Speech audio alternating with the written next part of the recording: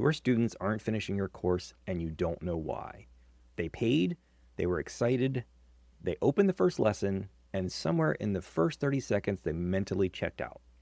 Not because your content is bad, because the moment they hit play, their brain is looking for a reason to zone out, and your intro didn't give them a reason to stay. And here's something you need to understand.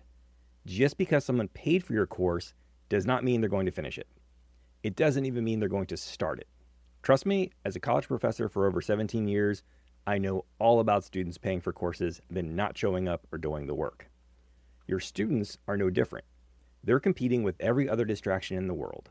Their inbox, their phone notification, their kids, that show they've been meaning to watch. You have to earn their attention every single lesson. Today, I'm going to show you exactly why your intros are losing them and how to fix it.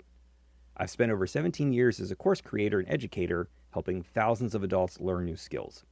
I've designed hundreds of lessons across dozens of courses, and after reviewing other people's courses for years, I can tell you there are 4 mistakes that show up in almost every single one. And here's the thing. YouTube creators figured this out years ago. TV writers have known it for decades. Podcasters live and die by it.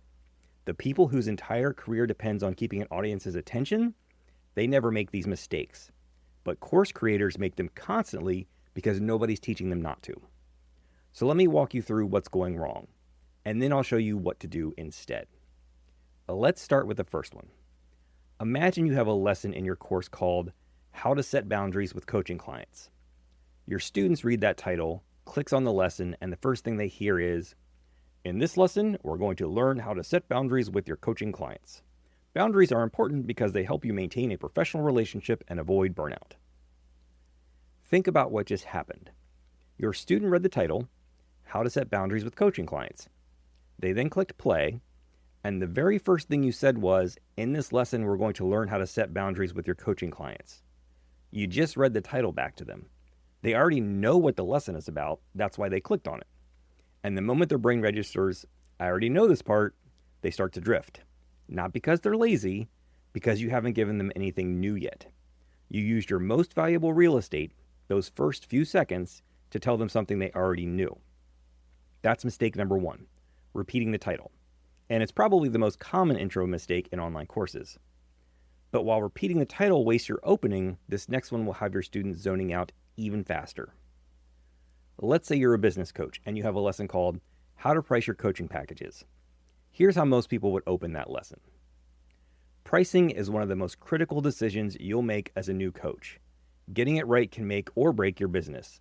There are several factors that go into pricing, including your experience level, your target market's ability to pay, the value of the transformation you provide, and what your competitors are charging. Understanding these factors is essential because if you price too high, potential clients won't be able to afford you.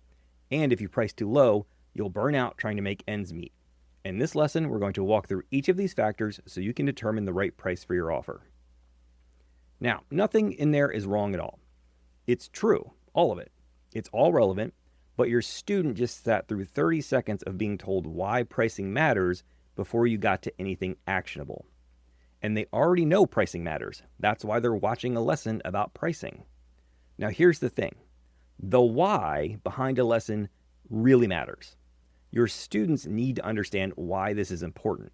But there's a difference between telling them why it matters and showing them why it matters.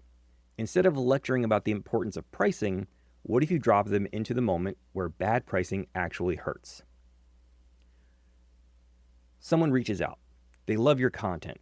They're excited to work with you and they ask, how much do you charge? And you freeze. You throw out a number that feels safe, low enough that they won't say no, and the moment the words leave your mouth, you know. You realize you just undervalued yourself, but you can't take it back. See, that intro shows them why pricing matters without ever saying, pricing is one of the most critical decisions you'll make. They can feel it. They've either been in that moment or they're terrified of ending up there. The why came through the story, not through a lecture about it. That's mistake number 2, front-loading the lesson with a preamble, background information, context, explaining why the topic matters. All of it told to them instead of shown. It turns your course into something that feels like a college lecture, and your clients did not sign up for that. Now, those first 2 mistakes bore your students, But this next one actually damages their trust in you. Let's say you're about to teach a lesson on building a client onboarding process, and you open with, "This is the most important lesson in this entire module. If you only pay close attention to one lesson, make it this one. Getting your onboarding right is absolutely critical." Sounds like you're building excitement, right? But here's what your student is actually thinking. They're thinking, okay, prove it. You just set an expectation that this lesson has to be the most important thing they've heard in the entire module. And if the content doesn't feel like the most important thing they've ever learned, you've actually lost credibility. Now they're skeptical the next time you emphasize something. They're wondering if you're overhyping everything. Think about TV shows. The best episodes of Breaking Bad, the ones that people talked about for years.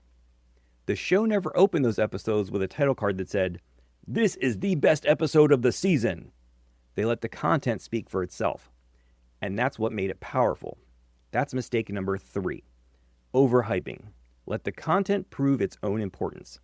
You don't need to announce it. And this last one might be the most subtle, but it does more damage than you'd think.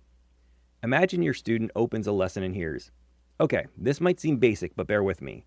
Or, "I know this isn't the most exciting topic, but it's important." What did you just do? You told your client that even you think this lesson might not be worth their time. You literally gave them permission to zone out. You practically told them this is the lesson they can skip. If the lesson is foundational, it's foundational for a reason. If it's something they need before they can move forward, teach it like it matters, because it does. And the moment you apologize for it, you signal that it doesn't.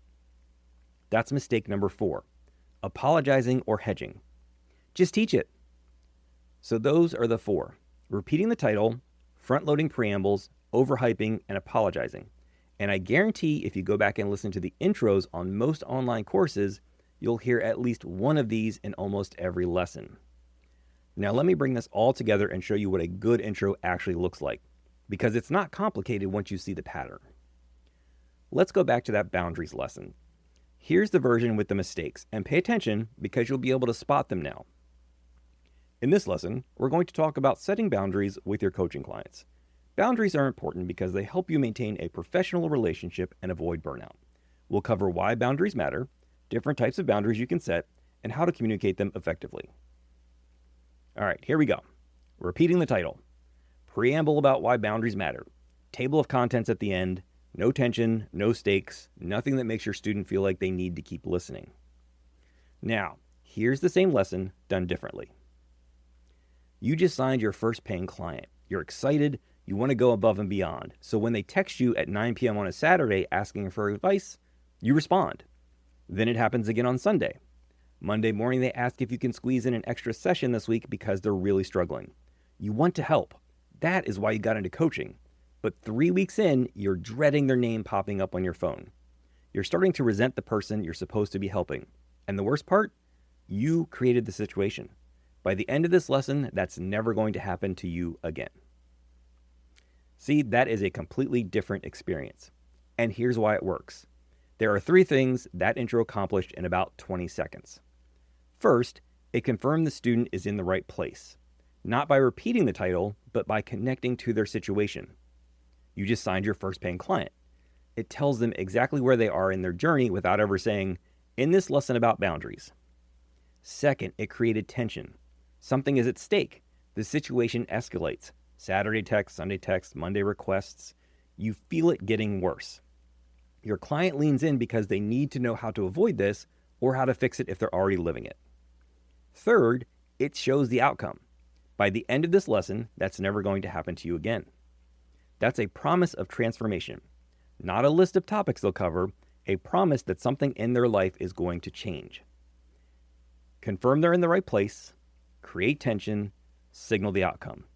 Those 3 things, 15 to 30 seconds, that's the whole formula. Go back and listen to the pricing intro from earlier. Someone reaches out, they ask how much you charge, and you freeze. Same 3 things: situation, tension, outcome. And here's something worth noticing. This episode used the exact same approach. I didn't start by saying, in this episode, we're going to talk about lesson intros. I started with the problem. Your students are dropping out and you don't know why. I built tension by walking you through 4 mistakes you're probably making. And I promise you a fix. Situation, tension, outcome.